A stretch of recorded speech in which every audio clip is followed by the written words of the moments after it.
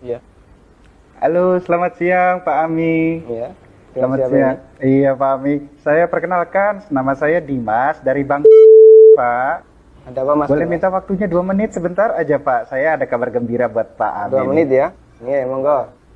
Begini Pak, ceritanya saya ingin menawarkan ada produk kami yang terbaru, Red Card Platinum kami untuk Bapak. Kebetulan Bapak yang terpilih jadi calon nasabah kami. Cashback, melakukan pencairan dana tunai 30 juta 2 hari Pak pencairannya. Gimana Pak? Bapak tertarik? Apalagi ini belum ada bebasan annual fee tahunannya Baik, Pak. baik.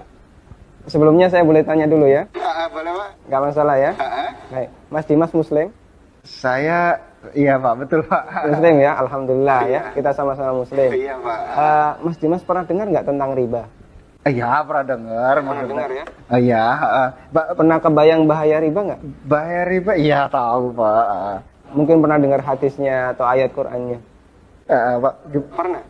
tapi Pak, Abi bagaimana? Masih tertarik Pak dengan kartu kredit platinum kami Pak? Nanti kita lanjutkan. Saya boleh cerita dulu? Ya, boleh, ya? boleh. Ya. Jadi gini Mas Dimas.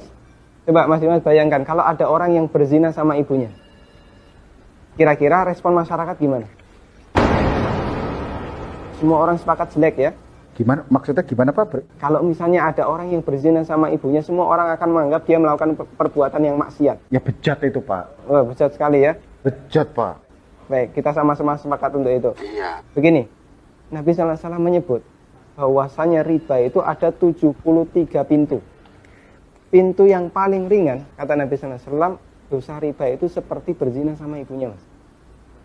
Itu nilai dosa riba yang paling ringan.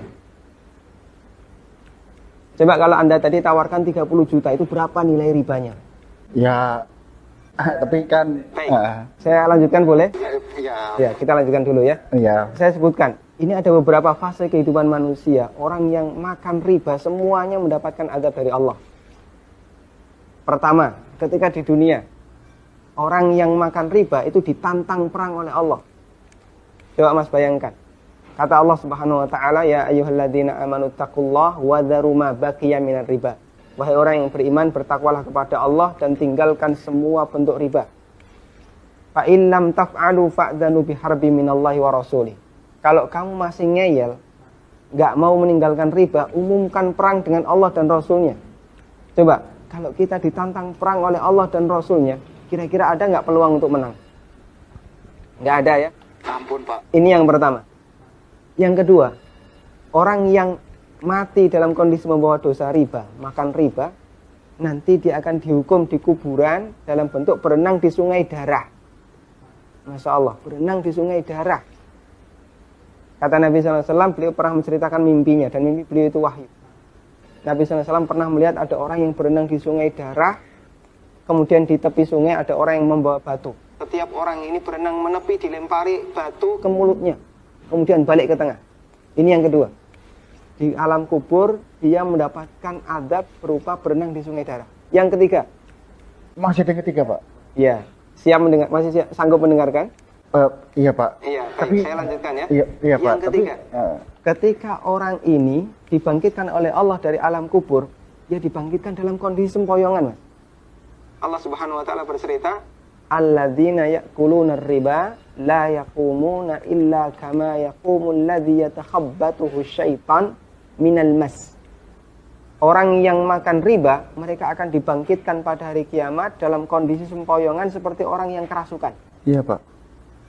Artinya yang lain berjalan normal, dia sendiri sempoyongan. Menyakitkan. Kemudian yang keempat. Tadi sebelum hisab ya. Ketika dia dibangkitkan sebelum hisab, dia sudah disiksa. Yang keempat setelah dihisab. Orang yang makan riba itu kan makan harta haram ya. Iya Pak. Makan harta haram, Pak. kita sepakat itu. Kalau kemudian daging kita tumbuh dari sesuatu yang haram, berhak nggak dapat surga? Enggak Pak. Layak nggak dapat surga? Enggak Pak. Sementara tempat di akhirat cuma ada 2 pilihan. Kalau nggak surga, Neraka Pak. maka kata Nabi SAW, kullu lahmin nabata bin suhtin, setiap daging yang tumbuh dari sesuatu yang haram, kata beliau, annar aulabi. Iya Pak. Neraka lebih layak baginya. Coba Mas Dimas bisa perhatikan, dalam 4 fase kehidupan orang yang makan riba itu semuanya sengsara. Ketika masih hidup di dunia, dia ditantang perang oleh Allah. Ketika mati, dia berenang di sungai darah. Iya Pak. ketika dibangkitkan dalam kondisi sempoyongan, setelah hisab dia ditempatkan di neraka. Iya, Pak. Masya Allah. Masih ada tawaran yang lain? Ampun, Pak. Masih dilanjutkan? Ampun, Pak. Mas Dimas bisa renungkan Iya, Pak. beberapa poin yang tadi saya sampaikan. Iya, Pak. Nanti kalau misalnya ada sesuatu yang belum jelas, tidak masalah, hubungi saya lagi. Iya, Pak. Kita akan lanjutkan diskusi tentang riba. Iya, Pak. Bisa? Bisa, Pak. Ya, terima kasih ya. Assalamualaikum. Waalaikumsalam.